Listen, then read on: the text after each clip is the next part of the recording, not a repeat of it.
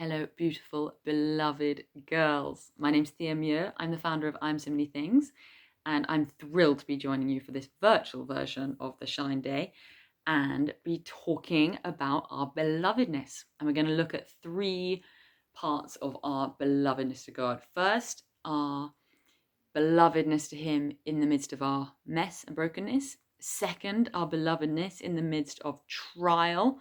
And third, our belovedness for eternity. So first, we're going to look at belovedness in the midst of mess, and I'm going to share with you some of my testimony.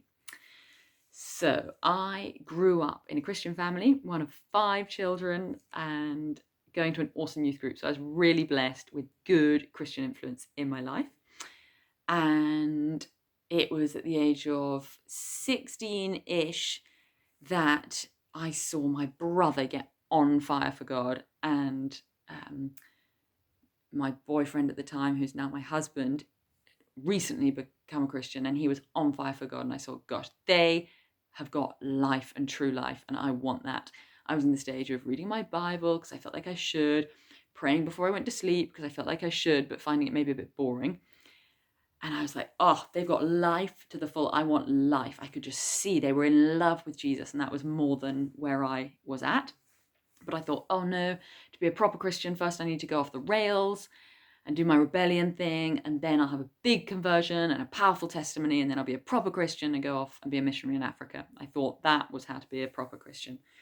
So I said to my mum, I'm going off the rails. And she said, oh, that's nice, darling.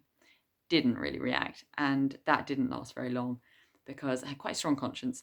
And also she told me, Thea, other people get hurt when you go off the rails. It's not just about you. I was like, oh, but how am I going to have a proper testimony and a proper conversion?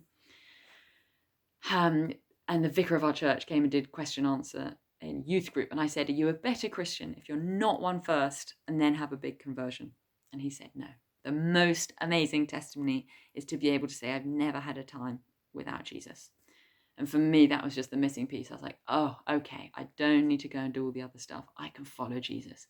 I knew that in Jesus was trueness of life. I tasted it. And that was the permission for me to follow him wholeheartedly.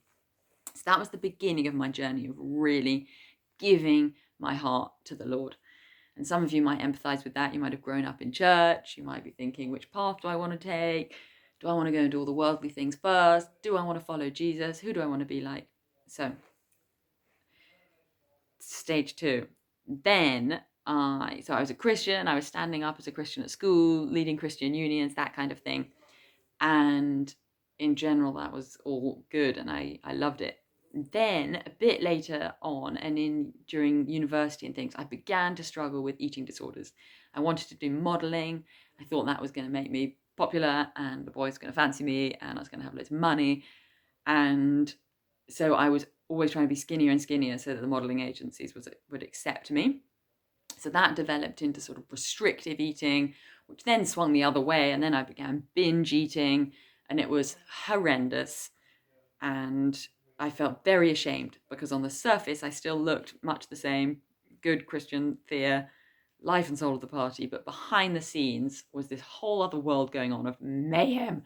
And my mind was going around all the time, thinking about food or exercising and keeping the show on the road and feeling so disgusting inside. I thought if anybody really knew what I was thinking about and what I was doing behind closed doors, they would hate me. They would not be my friend. They would think I was totally disgusting. And that is how I thought God felt about me as well, because I was so used to coming to God when everything was good and being a good Christian and being able to do things right, that suddenly I was in the grips of this addiction and this eating disorder. And time and again, I was doing the wrong thing. I knew it wasn't right to be binge eating, stuffing my face till I was feeling sick, and then keep eating, and then try and work it off by running and trying to make myself sick, and just horrible things. And I'd say, sorry, Lord, I'm never going to do that again. That was so disgusting. I'm so sorry. And then the next day I'd do it again. And even when I was about to do it, I was like, oh, I know I shouldn't. But everything in me also wanted to, this kind of real grip of that compulsion to do something, even though you know it's wrong. And I thought, God's going to give up on me. I've said time and time again, I'm not going to ever do this again. I'm so sorry. And yet I keep doing it. He's going to get fed up with me. And that was horrendous because I then began to distance myself from God whenever I would had mucked up with food, overeaten, restrict all this stuff, I would hide from God and just go and do my thing until I felt good enough and holy enough again. Maybe I'd had a few days of normal eating and I felt worthy enough to come back to God and have my quiet time and pray and worship. And that was my cycle. And do you know what? I began to get free of these crippling eating disorders when I realized that God wants me to come to him in the middle of my mess, not run away from him in my mess. And that changed absolutely everything. I have times when I'm at the fridge door, about to binge eat, not wanting to, but also really wanting to, and just saying, God, come, help. Thank you that you love me. Thank you that I'm righteous in you. Thank you that you've forgiven me. And the compulsion to eat began to lose its hold. I brought it into the light. Where light is, darkness must flee. And that grip of shame began to lose its hold.